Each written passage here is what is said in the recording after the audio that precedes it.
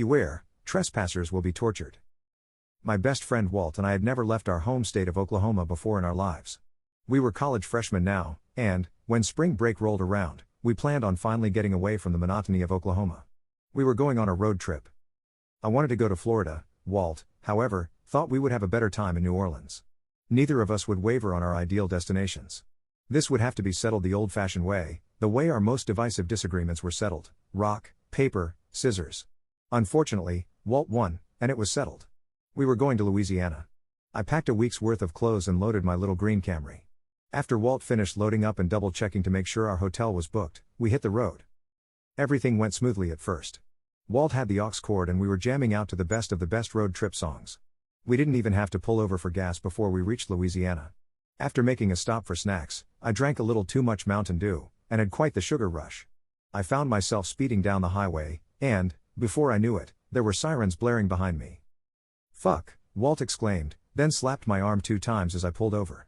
"What the hell are you doing, man? I have so much fucking weed in the back seat right now." It was my turn to be upset. "Whoa whoa whoa, you didn't tell me you were bringing weed." "Fuck. Just act cool, man. If I get locked up my dad is gonna beat my ass." I played it cool, and, luckily, we managed to get out of the stop with just a traffic citation. I was annoyed but relieved. Walt, however, seemed to be paranoid. The sun had gone down before it was his turn to drive. I handed Walt the map and dozed off in due course. When I woke, who knows how many hours later, I found myself glancing around in confusion. There was nothing but woods on either side of us. My car was no longer on the driveway, but instead on some random road. "Walt?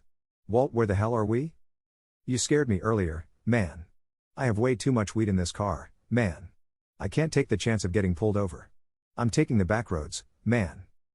Bro, do you even know where the hell we are? Where is the map?" Walt's eyes narrowed.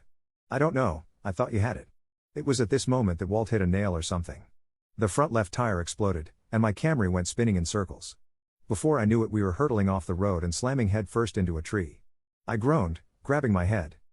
"You okay, Walt?" "Yeah, is the weed okay?" "Walt, forget your dad killing you. I'm going to kill you. Bro, my car is ruined." We got out of my vehicle and inspected it. The tire was shredded and smoke was rising out of the hood. Cheap and ever a procrastinator, I hadn't bothered to buy a spare. I know it sounds cliché, but our cell phones didn't have a signal out here. Even if they did, who were we going to call? I knew that we only had one option: we had to find someone. Walt and I began our trek down the road, looking for other vehicles. Walt had chosen the perfect road to drive on, there wasn't anyone else in sight. We were walking for a good 20 minutes before, finally, we spotted a house. It was old and decrepit, with peeling paint and a roof that looked like it was going to fall in on itself at any moment. The windows were grimy and the wooden steps that led up to the porch were rotting. There was an old rocking chair that swayed, ever so slightly, as the wind blew. The yard was overgrown with weeds. A gravel driveway snaked its way up to the front of the house. But this abandoned-looking, creepy-ass house wasn't the worst part. There was a tall, chain fence gate surrounding the property.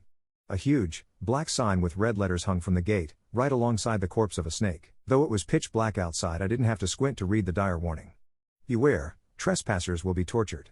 "Come on. I'm sure there's another one nearby," I muttered, but Walt was already opening the gate. When I asked him what the hell he thought he was doing, he looked at me like I was the one being a dumbass. "This is the first damn house we've seen for a mile. I'm done walking, man. We need to find a phone and get your car towed. I left all my weed back there, man. Do you not see the damn sign? Whoever lives here clearly doesn't want any company. This is the country. They hang stuff like that up for fun. Now come on, let's see if anyone lives here." I took another glance at the sign before sighing and following Walt up the gravel driveway and to the porch. We cautiously climbed the rotted steps and walked past the rocking chair. It was so old I figured it would break if I sat in it.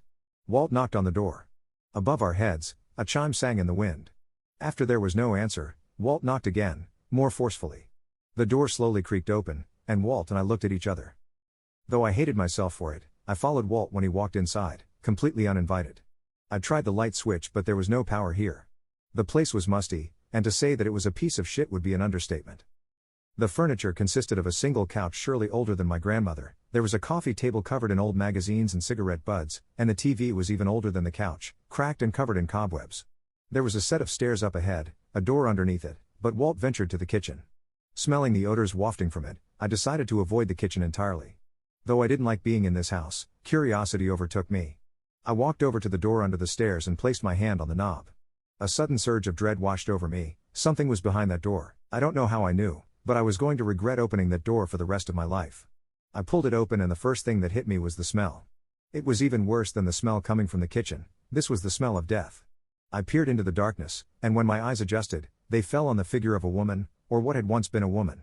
She was suspended on the wall, nails hammered through her bound wrists. Her skin was gray and withering and her feet looked to have been cut off. Her white blouse was stained and sliced open, her rib cage partially exposed. Clumps of her thick, dark hair lay in piles on the floor. I could see that her eyes had been gouged from their sockets. But she wasn't the only one. There was also a man, lying in the fetal position in the corner. He was completely naked and so emaciated that at first I questioned whether he was a mannequin or not. He still had his feet, but not much else. My heart hammering in my chest, I stumbled backwards, running right into someone. Shit. Hey? You okay, man? Asked Walt. He looked startled, his eyes wide. I tried to say something, but the words wouldn't come out of my mouth. That was when we heard the sound of a vehicle coming up the gravel driveway. Walt and I both made a mad dash down the hall. Luckily, there was a back door, and we got through it at the same time. Walt tripped over the steps of the back porch and landed on his face. I raised my finger, shushing him, and then led the way on the side of the house. Peeking towards the front, I could see an old pickup truck. The driver was no longer in it. "They're in the house," I whispered, turning to Walt. "We have to walk until we get to the gate, otherwise, they might hear us." "Why are we running?" Shut up. Don't say another word. Follow me." I led the way, tiptoeing like my life depended on it. Hell, it did. Walt was right behind me. I was determined not to let my feet make any noise on the gravel. I was taking the most careful steps I had ever took in my life. But then I heard a sound that seemed to rip the air in half. A terrible sound. It was the slow creaking of the rocking chair. This time it wasn't the wind. We broke into a full sprint, both of us leaping over the gate in a single bound. We ran until we couldn't run anymore. I didn't know how many miles we put between us and that house before we were picked up by a good Samaritan, but I knew that it wasn't enough. I have since moved to New York, and I still feel that there is not enough space between me and that Louisiana road.